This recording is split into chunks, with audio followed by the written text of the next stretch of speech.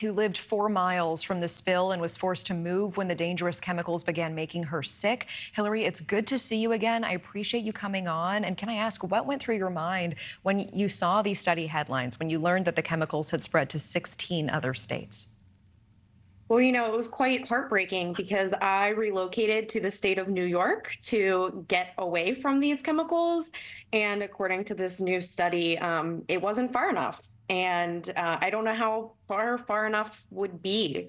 This study claims that 1/3 of the United States population, 110 million people, have had some impact from this. And at least their weather has been impacted by this. So I'm mad. I thought that I had went far enough, and according to the study, I did not.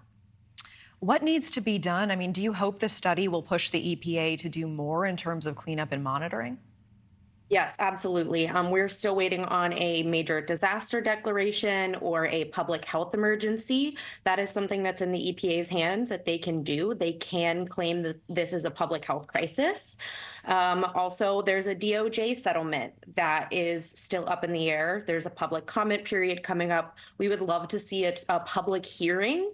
That way, residents like myself can come and tell their story. And that settlement right now only has health monitoring for about 2 miles. And if we are saying that this had impacts 1.4 million square kilometers. I do not think a 2-mile health monitoring radius is enough. Yeah. I always appreciate the chance to get to speak with you. We've spoken before, and I know that this plan was not your plan to become an advocate this way. Your entire life was literally derailed when this happened. Can I ask, what were the initial health effects? Can you remind us when this first happened? And how has your health been since you left that area? Any long-term effects? Yeah, so immediately following the open burn of vinyl chloride, I was getting rashes, migraines, my feet turned purple. I had a lot of congestion issues. I ended up having an upper respiratory infection. Just a couple months ago, I had another upper respiratory infection. It ended up being bronchitis, and this was shortly after NewsNation announced that they were digging up vinyl chloride, contaminated soil in East Palestine, and I just so happened to be there working.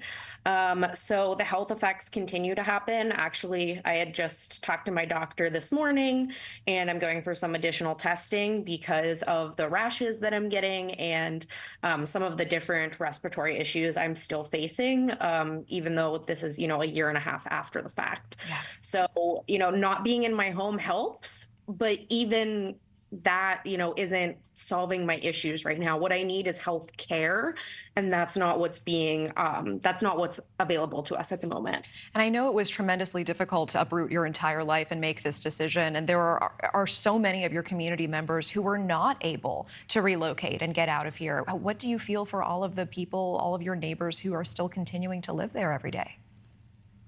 It's tough. There's definitely some guilt around the fact that, I was able to relocate. Now, it wasn't easy. I worked 2 jobs. I was able to furnish my home through mutual aid and things like that. But there are a lot of people that have not been able to do that. That's not fair. And things like a better class action lawsuit and a better Department of Justice settlement might make it so people can do that. Understood. So people these Understood. stories themselves.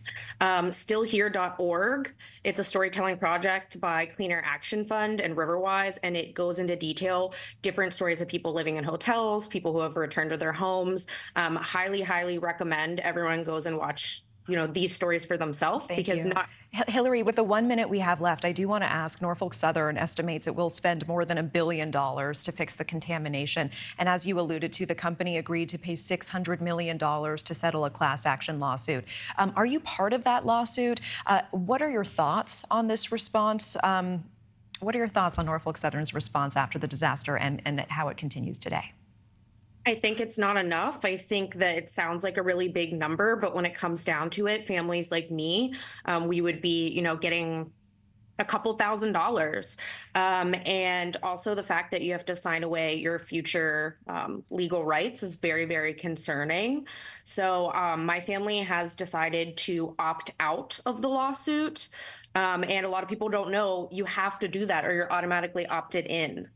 So I highly encourage, if you're in that 20-mile radius, to look into it. Thank you for watching. Go to newsnationnow.com to find NewsNation on your television provider. And don't forget to click the red subscribe button below to get more of NewsNation's fact-driven, unbiased coverage.